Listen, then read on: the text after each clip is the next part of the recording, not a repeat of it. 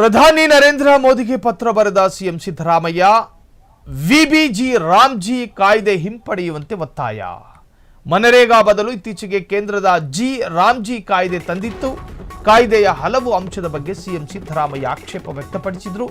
ಕೆಲಸದ ಅವಧಿ 125 ದಿನಗಳಿಗೆ ಹೆಚ್ಚಿದ್ರೂ ನೆರವು ಖಚಿತವಿಲ್ಲ. ಇದರಿಂದಾಗಿ ಸಾಕಷ್ಟು ಬೇಡಿಕೆ ಇದ್ದರೂ ಕೆಲಸದ ಅವಕಾಶಕ್ಕೆ ಕೊಡಲಾಗಿತ್ತು.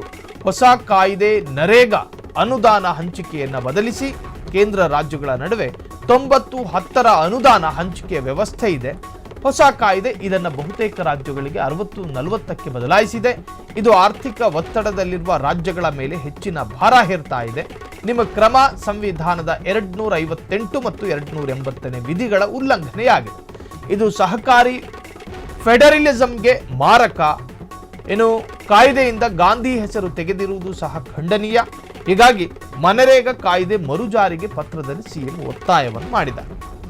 ಈಗಾಗಲೇ ರಾಹುಲ್ ಗಾಂಧಿ ವರ್ಸಸ್ ನರೇಂದ್ರ ಮೋದಿ ಈ ಕಾಯ್ದೆಯ ವಿಚಾರ ಲೋಕಸಭಾ ವಿರೋಧ ಪಕ್ಷದ ನಾಯಕ ಪೊಲಿಟಿಕಲ್ ಸಬ್ಜೆಕ್ಟ್ ಆಗಿ ಪಡೆದುಕೊಂಡು ಅದನ್ನು ಸ್ವೀಕರಿಸಿಕೊಂಡು ನರೇಂದ್ರ ಮೋದಿ ಆಡಳಿತ ಜೊತೆಗೆ ಬಿಜೆಪಿ ಸರ್ಕಾರವನ್ನು ತರಾಟೆಗೆ ತೆಗೆದುಕೊಳ್ಳುವುದಕ್ಕೊಂದು ಮಾನದಂಡವಾದ ವಿಷಯವಾಗಿ ಮಾರ್ಪಡಿಸಿಕೊಂಡಿದೆ.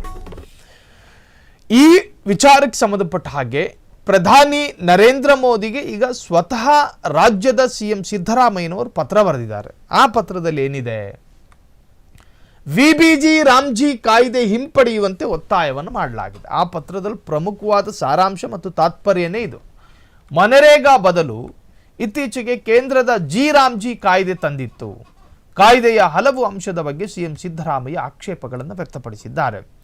ಕೆಲಸದ ಅವಧಿ 125 ದಿನಗಳಿಗೆ ಹೆಚ್ಚಿದ್ರೂ ನೆರವು ಖಚಿತವಿಲ್ಲ.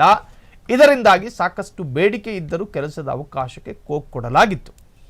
ಹೊಸ ಕಾಯ್ದೆ ಮನರೇಗಾ ಅನುದಾನ ಹಂಚಿಕೆಯನ್ನು ಬದಲಿಸಿ ಕೇಂದ್ರ ರಾಜ್ಯಗಳ ನಡುವೆ 90-10 ಅನುದಾನ ಹಂಚಿಕೆ ವ್ಯವಸ್ಥೆ ಇದೆ. ಹೊಸ ಕಾಯ್ದೆ ಇದನ್ನು ಬಹುತೇಕ ರಾಜ್ಯಗಳಲ್ಲಿ 60-40 ಅನುಪಾತದಲ್ಲಿ ಬದಲಾಯಿಸಿದೆ. ಇದು ಆರ್ಥಿಕ ಒತ್ತಡದಲ್ಲಿರುವ ರಾಜ್ಯಗಳ ಮೇಲೆ ಹೆಚ್ಚಿನ ಭಾರವನ್ನು ಹೇರ್ತಿದೆ. ನಿಮ್ಮ ಕ್ರಮ ಸಂವಿಧಾನದ 258 ಮತ್ತು 280ನೇ ವಿಧಿಗಳ ಉಲ್ಲಂಘನೆಯಾಗುತ್ತೆ. ಇದು ಸಹಕಾರಿ ಫೆಡರಲಿಸಂಗೆ ಮಾರಕ. ಕಾಯ್ದೆಯಿಂದ ಗಾಂಧಿ ಹೆಸರು ತೆಗೆದಿರುವುದು ಸಹ ಖಂಡನೀಯ. ಹೀಗಾಗಿ ಮನರೇಗಾ ಕಾಯ್ದೆ ಮರುಜಾರಿಗೆ ಪತ್ರದಲ್ಲಿ ಸಿಎಂ ಒತ್ತಾಯ ಪಡಿಸಿದ್ದಾರೆ. ಒಟ್ಟಾರೆ ಪತ್ರ ಕದನ ಜೋರಾಗಿ ನಡೆಯುತ್ತಿದೆ. ಕ್ಷಣ ಕ್ಷಣದ ಸುದ್ದಿಗಳಿಗಾಗಿ ಫ್ರೀಡಂ ಟಿವಿ ಸಬ್ಸ್ಕ್ರೈಬ್ ಮಾಡಿ, ಲೈಕ್ ಮಾಡಿ ಹಾಗೂ ಫಾಲೋ ಮಾಡಿ.